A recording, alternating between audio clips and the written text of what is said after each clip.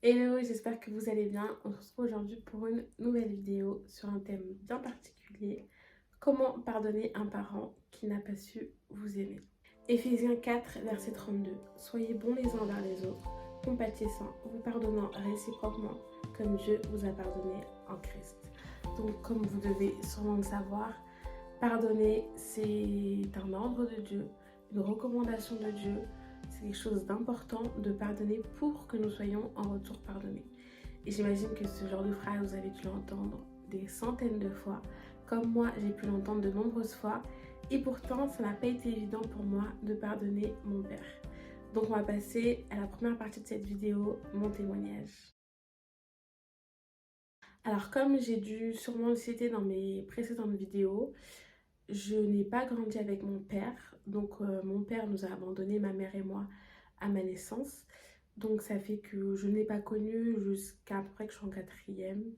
Donc je devais avoir 13-14 ans, quelque chose comme ça. Et du coup, pendant toute cette période où je ne le connaissais pas, bizarrement, je n'avais aucune colère envers lui. Je l'idéalisais beaucoup. Enfin voilà, je me faisais un portrait de lui, d'un père merveilleux, même s'il n'était pas là. Je m'inventais des vies. Quand j'étais en primaire, je disais que j'étais partie en week-end avec lui, alors que c'était pas vrai. Enfin voilà, je vivais dans une vie un peu utopique et je me refusais à ressentir de la colère envers lui. Et pour autant, le jour où j'ai fait sa connaissance pour la première fois, lorsque j'étais en quatrième du coup, là, les émotions de colère, de rancune, toutes ces mauvaises émotions commençaient à surgir tout simplement. Pourquoi Je pense que c'est parce que je faisais face à l'homme lui-même et du coup j'étais déçue de l'homme que j'idéalisais et finalement je me suis rendu compte que bah en fait c'était pas cet homme-là finalement et je me suis retrouvée face à un homme où bah voilà qui même s'il assumait ses erreurs mais du coup j'étais un peu déçue de toute l'image que je m'étais faite dans ma petite tête de petite fille en fait. Et donc j'ai commencé voilà, à ressentir beaucoup de colère. Mais malgré tout, j'avais quand même envie de développer une relation avec lui. Donc il a été organisé de nombreuses fois des rendez-vous pour qu'on se voit, etc. Mais à de très nombreuses reprises, il me mettait des lapins. Donc, ce qui me faisait énormément souffrir et ça a augmenté ma colère envers lui.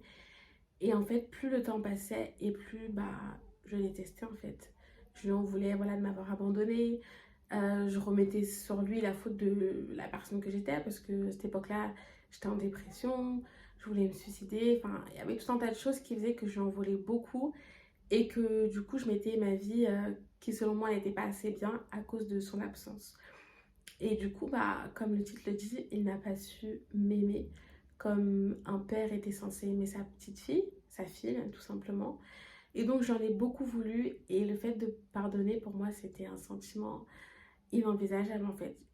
Selon moi il ne méritait pas du tout mon pardon. Pourquoi est-ce que je devrais lui pardonner? Pourquoi je devrais lui faire ce cadeau-là? Parce qu'à côté de ça, les quelques fois on arrivait à se voir, voilà, il me demandait souvent pardon, et il me demandait de lui pardonner, etc. Et donc pour moi, si je cédais, en fait, pour moi c'était comme si j'allais céder. Si je lui disais que ok, je te pardonne, bah, c'est comme si je lui faisais un cadeau. Jusqu'au moment où j'arrive à un point où je grandis. Et je grandis également dans ma relation avec Dieu. Et je sens que ce non-pardon qui est dans mon cœur, le Seigneur veut travailler dessus. Mais pendant longtemps, je ferme les yeux. Je ne veux pas entendre ce que le Seigneur a à dire sur ce sujet-là parce que je savais très bien ce qui était marqué dans la parole. Mais me dire que je devais obéir à Dieu sur ce niveau-là, pour moi, c'était pas possible. Je lui disais, mais Seigneur, tu peux pas me demander ça, c'est trop.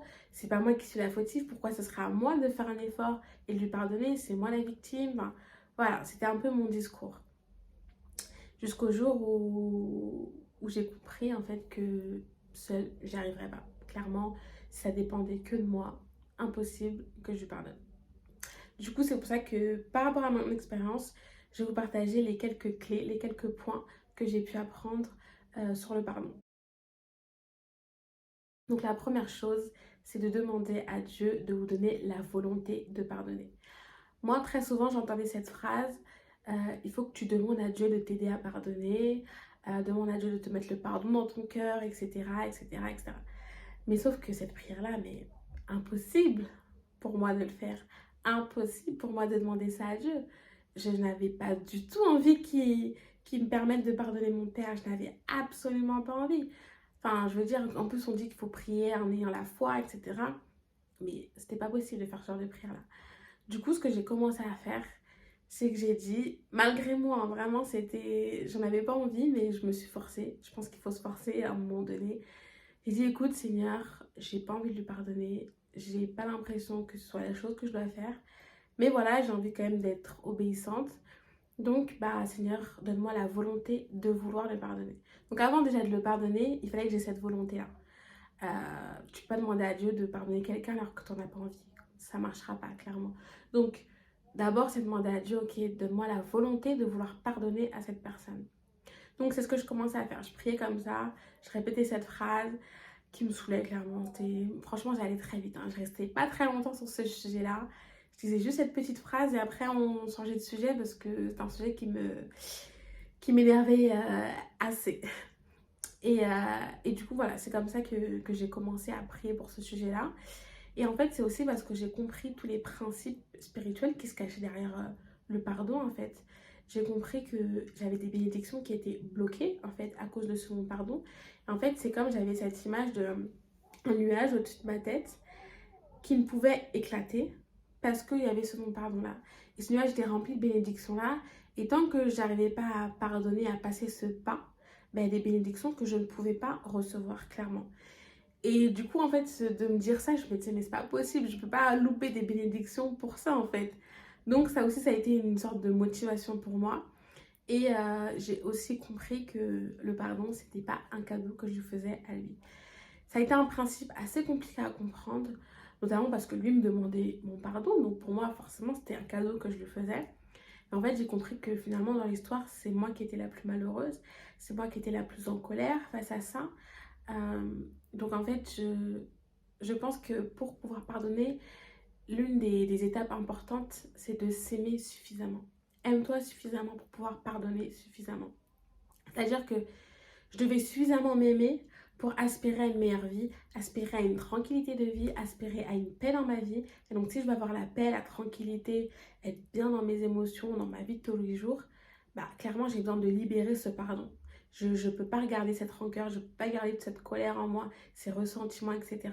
Donc, aspirer vraiment à cette vie meilleure pour moi. Donc, c'est un peu une part égoïste finalement, mais souvent l'impression qu'on fait quelque chose pour l'autre. Mais en réalité, il y a vraiment une part d'égoïsme là-dedans. C'est-à-dire que je vaux plus que ça, je vaux plus que de la rancune, je vaux plus que de la colère. Donc, ok, je fais cette démarche de vouloir pardonner cette personne.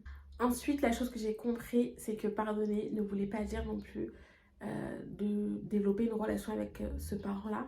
Alors, dans certains cas, ça peut être compliqué. Si vous vivez avec vos parents, bah forcément, vous êtes obligé plus ou moins d'avoir cette relation avec ce parent-là. Mais pour d'autres cas, je sais pas, par exemple, vous avez grandi avec un père qui vous battait. Aujourd'hui, vous ne parlez plus à votre père. Même si vous pardonnez à votre père, il n'est pas dans l'obligation de recréer un lien avec votre père, en fait. Et donc, le fait de comprendre ça, ça me, ça me soulageait, ça m'enlevait un poids des épaules.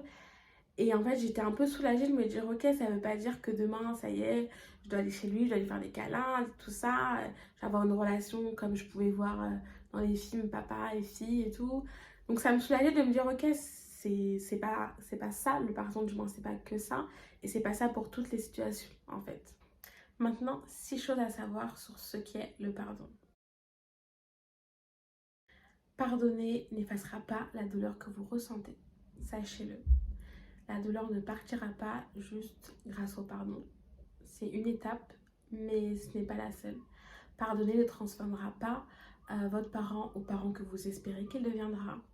Et pardonner ne vous permettra pas de guérir. Mais pardonner vous permettra de pouvoir travailler sur toutes les conséquences du non-amour que ce parent a pu avoir sur vous, comme par exemple la peur de l'abandon, dépendance affective, besoin d'attention, besoin de prouver, toutes ces conséquences que a pu avoir du coup ce non-pardon de votre parent. Vous pourrez travailler sur ces conséquences-là une fois que ce pardon aura été mis en place. Pardonner permettra de ne plus avoir d'attente démesurée envers ce parent et du coup de finir à chaque fois déçu, mais juste d'accepter le parent que vous avez, malheureusement, et ok, j'accepte qui il est, je n'attends rien de lui. Et du coup, ce qu'il me donne, je prends. Ce qu'il ne me donne pas, c'est pas grave. Et enfin, pardonner, c'est la première étape de votre guérison. Comme je vous le disais, pardonner ne vous guérira pas, clairement. Mais c'est la première étape pour votre guérison.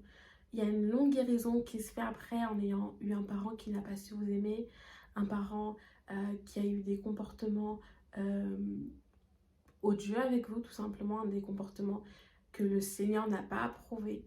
Euh, donc, avoir ce genre de parents-là, ça peut être très difficile au quotidien et ça a eu forcément des conséquences sur la personne que vous êtes aujourd'hui, sur l'adolescent que vous êtes, sur l'adulte que vous êtes, sur la femme que vous êtes, l'homme que vous êtes. Donc, il faut évidemment travailler sur toutes ces conséquences-là pour avoir un mariage réussi, pour être à votre tour un bon parent également, une bonne amie, enfin même une bonne personne pour soi-même tout simplement. Ça peut même affecter aussi votre relation avec Dieu.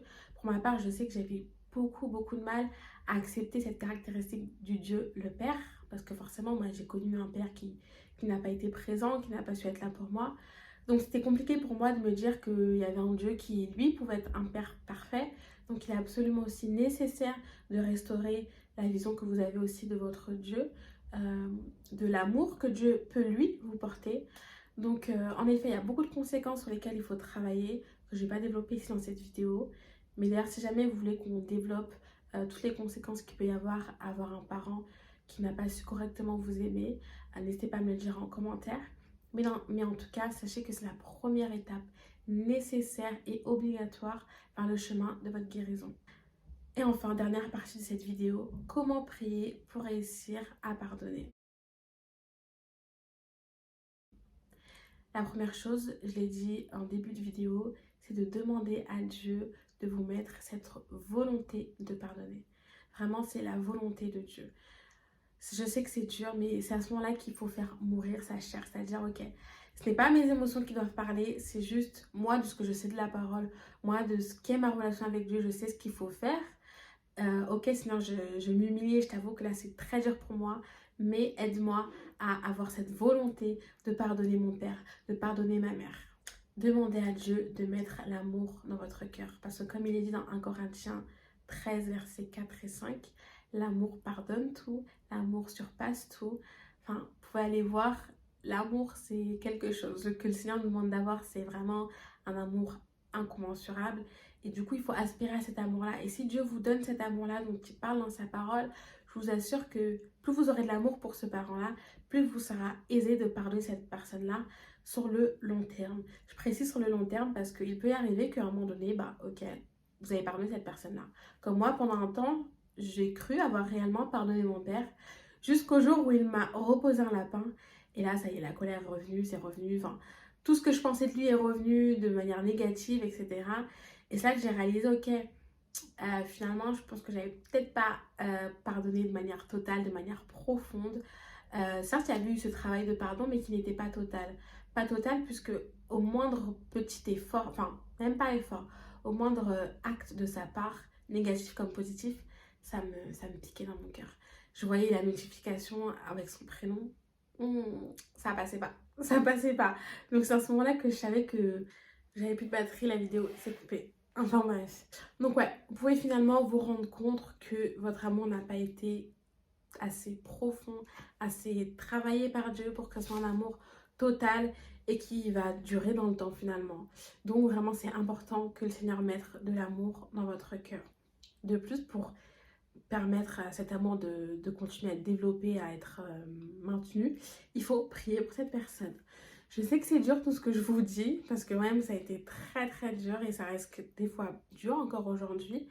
Mais voilà, c'est de prier assez régulièrement pour cette personne, voilà, que le Seigneur la bénisse. Si jamais cette personne, ce parent ne connaît pas le Seigneur, bah voilà, que ce parent puisse rencontrer le Seigneur, voilà, qu'il puisse avoir des bénédictions dans sa vie, etc., etc. En fait, plus vous priez pour cette personne, plus déjà vous dites non à l'ennemi finalement, parce que l'ennemi est avec ce non-pardon-là, il ne veut pas nous pardonner. Donc c'est une forme de victoire aussi de prier pour lui, pour cette personne, pour ce parent, pour cette mère qui n'a pas su vous aimer, qui n'a pas su être là pour vous. Mais priez pour cette personne parce que c'est ce que le Seigneur vous demande en tant qu'enfant de Dieu, en tant que chrétien et en tant que personne qui doit qui doit juste développer de l'amour et dégager de l'amour. C'est ce que le Seigneur nous demande réellement pour toute personne. Comme il dit dans sa parole, c'est facile d'aimer et de pardonner les personnes qui sont autour de nous, les personnes... Voilà, c'est facile, il n'y a pas trop de problèmes, mais c'est plus difficile d'aimer les personnes qui nous irritent, qui nous agacent. Donc, vraiment, faites ce travail-là de prier et de demander au Seigneur de bénir cette personne, malgré tout ce qu'elle a pu vous faire. Vous lui souhaitez absolument que du bien. Et enfin, demandez à Dieu de protéger votre cœur. Parce que pendant cette étape de pardon, de restauration, il est fort probable que votre cœur va être fortement attaqué, fortement être touché, notamment dans les relations que vous allez avoir avec vos relations amoureuses, donc filles comme hommes. Votre cœur va réellement être touché, donc c'est important de demander aux gens de protéger votre cœur. De protéger votre cœur des personnes qui vont vouloir jouer de cette faiblesse-là, de protéger votre cœur face à la toxicité de ce parent qui peut-être est toujours toxique envers vous. Donc même si vous devez l'aimer, même si vous devez lui pardonner, c'est important que vous puissiez protéger votre cœur. C'est ce que le Seigneur veut pour vous. Le Seigneur est bon. Il ne veut pas que vous restiez dans ces relations toxiques.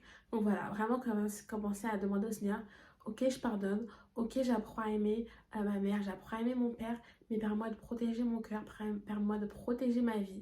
Donc voilà, c'est un petit peu les conseils que je pouvais vous partager selon mon expérience. Donc voilà, j'espère que cette vidéo vous aura plu. N'hésitez pas à liker cette vidéo, à la partager et à la commenter. Et on se retrouve bientôt pour une nouvelle vidéo. Ciao, ciao!